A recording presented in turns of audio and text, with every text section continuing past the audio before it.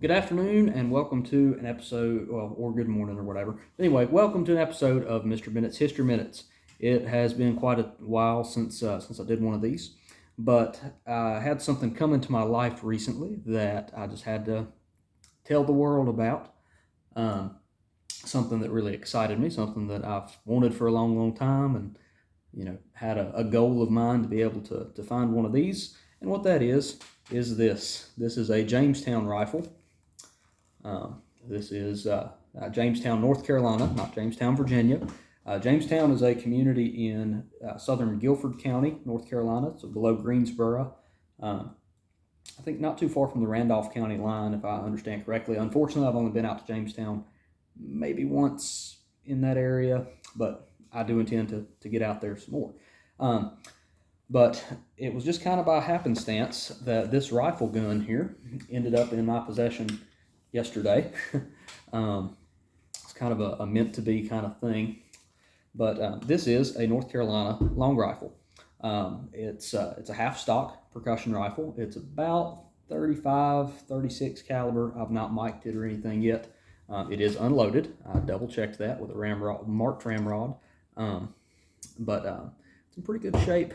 You can see a muzzle treatment that was done here where it looks, the muzzle itself is I guess coned octagonally with a little bit of space there for starting the bullet. Contrary to what a lot of modern muzzle loaders will do, bullet starters, ball starters were not really a thing much in the historical eras of muzzle loading when this was what most people used. And a lot of people think that after the Civil War, cartridge guns are going to come on the scene super quick, but that's not really the case, especially in more impoverished areas.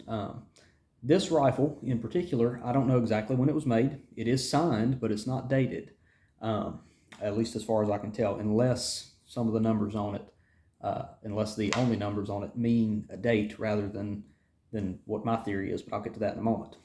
But anyhow, this is a Solomon H. Ward long rifle from Jamestown, North Carolina, and I know that it is a Ward gun because it is stamped right here. Let's see if you can see that. This will probably be backwards, but if you look closely here, you can see, I hope we can see, maybe it'll take a second. We have the Roman numeral 7 right behind the rear sight, and then, I probably should have had a light on here. Let's see. Let's see if I can find, I was about to say use my phone flashlight, but that won't work because I'm recording. Put the light on here. Unless that'll help any or not. But on the top flat, right behind the rear sight, it is stamped S.H. Ward. I hope that comes out. You can see that. Maybe if I tilt it a little. S.H. Ward, very faintly in this area right here. I doubt you'll be able to see it, but it says Jamestown, NC. Very, very faintly. This gun has not had very great care taken of it, which probably is why I was able to get it yesterday. I was at a shop in Charlotte, North Carolina, and found this on the wall and got it at a very, very good deal, in my opinion. I paid around $70 for it, and that's 70. That's 70, not 700. I have seen these in similar condition. I saw one of these for sale for $1,100 somewhere one time at an antique store. But I digress. The reason I'm so excited about Jamestown rifles is that in my father's family, there is an old rifle that has been passed down. We're not entirely sure how long it's been in the family. We think, or I personally think, since the late 1800s, early 1900s, which coincides with when these were still being produced. For example, the gunsmith that made this particular rifle I'm holding, Solomon H. Ward, S.H. Ward on the barrel there, according to one of the books that I've used as a good reference here, The Gunsmiths of the Carolinas, by James Bowser Whisker, Glenn Bryan, Lou Russo, and Ray McKnight. We've got some information in this about Solomon Ward. It says he was originally from Randolph County, about 1860, moved to Jamestown in Guilford. He married Eleanor, the daughter of Anderson Lamb. Lamb was a very, very prolific gunsmith. The entire Lamb family, or a lot of Lambs anyway, a lot of those family members were gunsmiths in Guilford, of the Jamestown School. And when we talk about a school, we're not talking about somewhere where everybody's going there to learn. It's not like a community college for gunsmiths. It's a school, like a school of thought, a school of design. And the particular thing about these Jamestown rifles, starting, I believe, in the 1830s, I think, according to the scholar C. Michael Briggs. I watched a video of his that he did for the Guilford Museum on YouTube, which I will try to find a link for and put on here. I think that's okay. Hope it is. But anyhow, according to his video, I'm fairly sure, and y'all can go watch the video for yourselves. And if I'm wrong, please, forgive me and believe what's correct. But anyway, he talks about this style of rifle coming in the 1830s, maybe 1820s. I think it's the late 20s.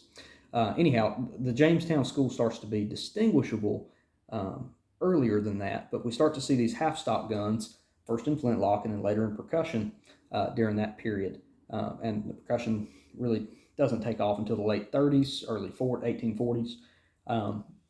But it's longer lasting than a lot of people think.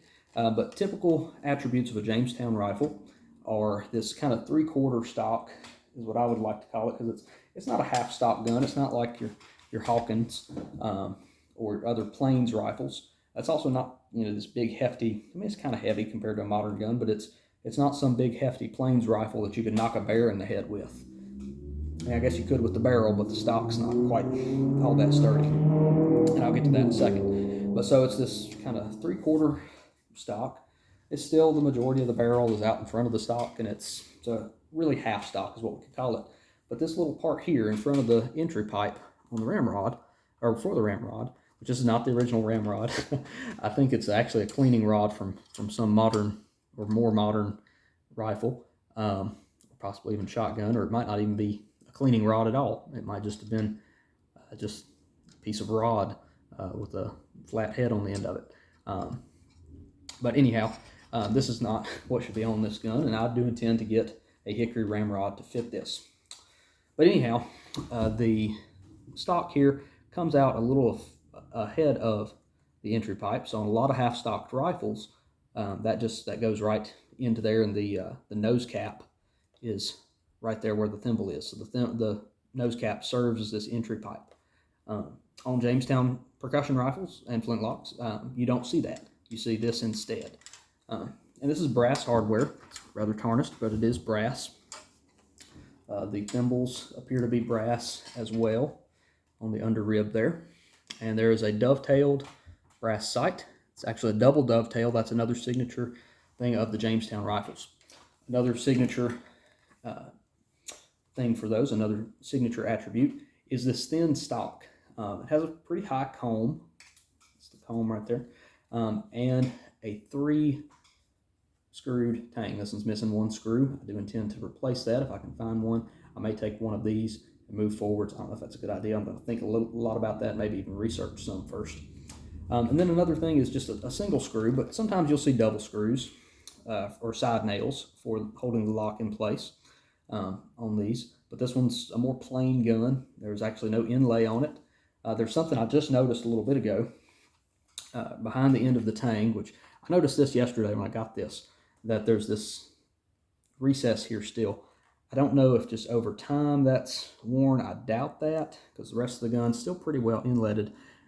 I'm kind of wondering if this isn't something that was restocked.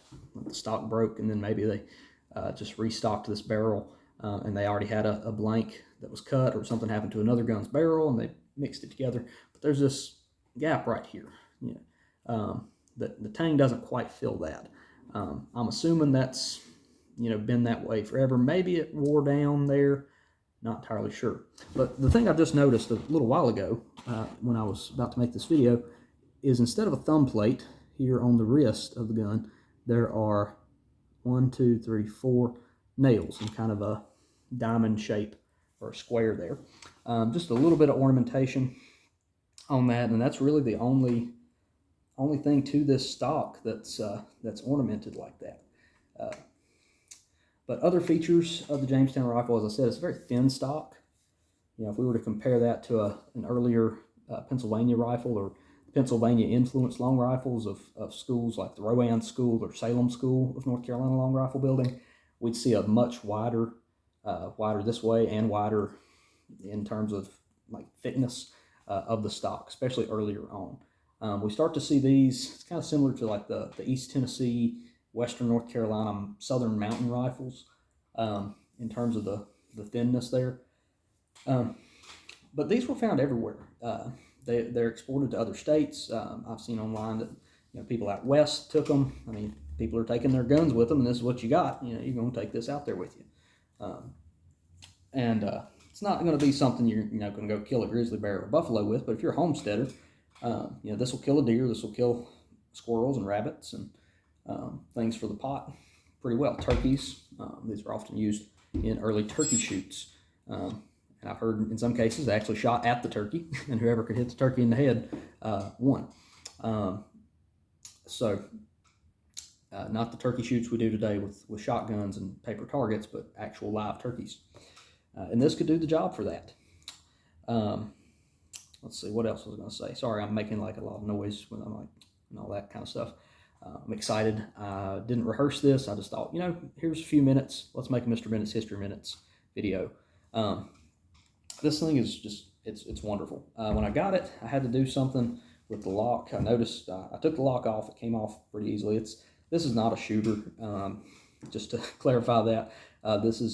It was sold to me as a wall hanger. I believe it'll stay one. I may one day, if it's clear, maybe use it for blanks after I do a lot of work to it in restoration. I don't want to change it too much because this is how this gun is. It's a piece of North Carolina history that it's aged the way it has, and I think it's really been it's had a tough life. The rifling looks okay. I shone a light down the bore after I'd made sure it was unloaded, and rifling's actually still pretty good shape as far as I could see. I can only really see about halfway down the barrel because this thing is not terribly, but quite a long gun. But anyway, I did fix the hammer on it. The tumbler has no notches. I'm doing this very carefully. The spring's in pretty good shape though. Hope I didn't just jinx that. I was afraid for a second that it was going to snap. Very gingerly taking it back and lowering it. But the tumbler, I think the notches is worn off. But when I got this, the hammer was way back, farther than it should be. What had happened was the mainspring had come off the tumbler completely, and there's a little linkage in there, so it's not a super early gun. I'm thinking that this is it's definitely a post 1860 gun because Ward didn't move to Jamestown until 1860. I'm thinking this is a post Civil War era muzzleloader. One reason I say that, after doing some research on Ward, he's one of the last Jamestown gunsmiths. He's going to quit building these in 1902 when he's born in 38. So he's not 70, but he's getting on up there for those days. In his late 60s, I guess that would be. Anyhow, he'll retire from that, and he passes away, according to his book, 1905. So 3 years before he dies, he closes shop. And I don't know, exactly how much. His pretty large business for many years, according to this Carolina Gunsmith's book. In 1935, a man named H.C. Briggs recalled one of the last gun makers in the business was Solomon H. Ward, whose shop was in the yard of the Mackey Lodge property. His was a pretty large business for many years, or until near 1900. I think it was 1902 is what Mr. Briggs says in his video, and I'll accept. I'll believe that. He's a reputable source on that, I do believe. Let's see. Quit making guns, made bone meal, and later operated a tomato cannery. And that's probably because by 1900, Sears and Roebuck has come in, and you can order you a nice cartridge shotgun, a double or a single, or even a lever gun, or even a pump at that point. And so the old single shot muzzle loading, what a lot of people call squirrel rifles. My uncle calls his a chunk gun. He said you had to set it on a chunk of wood to be able to shoot it because it's so long and heavy. Anyway, those are still used until 1900, and used actually farther than that. During the Depression, people start dusting off their granddaddy's long rifles, and even like surplus Civil War muskets that have been turned into shotguns and all sorts of things there and in between. and using black powder to hunt with because of the ammo prices during the Depression, and then I assume possibly also in World War II. So these muzzle loadings never really stopped.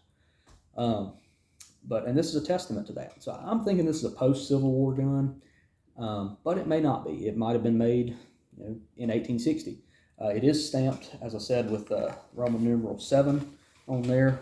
That is more clear to see than the other stuff there. Let's see if y'all can. I'm going to try again to see if I can get this to show it, but not showing up. Anyhow, but you can clearly see that number 7, that VII. And then we've got the S and the H and the W that you should be able to see there. And then the rest of that says Ward, Jamestown, NC. So this might be his 7th rifle. I did find online another Jamestown rifle on an auction site that was also marked number 7, as well as one with the numeral 8 and one with the numeral 9, and one with 10 also. But he made hundreds of these. His shop was putting out 100 guns a year. Or no, 1,000 guns a year. I'm sorry. 100 guns a year, like thousands total, I think. There are thousands of these Jamestown rifles. They made by, I think at one point there were 40 different shops, at least 80 gunsmiths operating in that school. And don't quote me entirely on that, because do your research. Look at I've got John Bivens's Long Rifles of North Carolina, the 2nd edition, and then I have William Ivey's book, North Carolina Schools of Long Rifles, 1765 to 1865. So there were a lot of these made. These were the most prolific of any of the schools of North Carolina gun making. And like I said, they're widespread. They're probably the most common domestically produced long rifle in the South. These are going to wind up wherever people move from. And a lot of people moved from North Carolina to other southern states during the period that these were popular. So I talk about this so much because this is a piece of North Carolina history. This is a piece of American history, of course, and muzzleloading history, firearms history, world history, all of that. But this is a tangible connection to the early industrial age of North Carolina and the early industrial age of the world. Yes, there are parts on here that are not made in North Carolina. I'm fairly sure that this lock is probably from Cincinnati, Ohio. There was a company that there's a gun from the 18th. That's, I think, the provenance that I saw on it. It was online on an antique auction site, I believe. Said that the lock was marked some company, Cincinnati, Ohio. Looks very similar to this. And unfortunately, this one is very pitted. I can see some of the engraving in this area behind the hammer and some engraving on the hammer itself, but I can't make out who made this lock. But I'd say that it's most likely a lock that was made up north. And that was done before the Civil War. That was done after the Civil War. Gunsmiths in North Carolina could make their own locks, but a lot of smiths made their own barrels, but then bought their locks. It was cheaper, more time efficient, cost efficient, and all of that. A lot of locks were imported from England. So it's not entirely North Carolina made. The stock is maple, I believe. That is what is all the literature I've seen says that most of the Jamestown guns are stocked in maple. It's a pretty plain maple. It's not got any curl to it. It might actually even be ash. I don't think it's walnut. The parts where the finish is worn away, it's fairly light. I think it is maple. There's a little curl right in here, but not much. It's not tiger striped or anything like that. But it's still pretty gun. I'm sure it was beautiful when it was in good condition, and it's got beauty in it to me.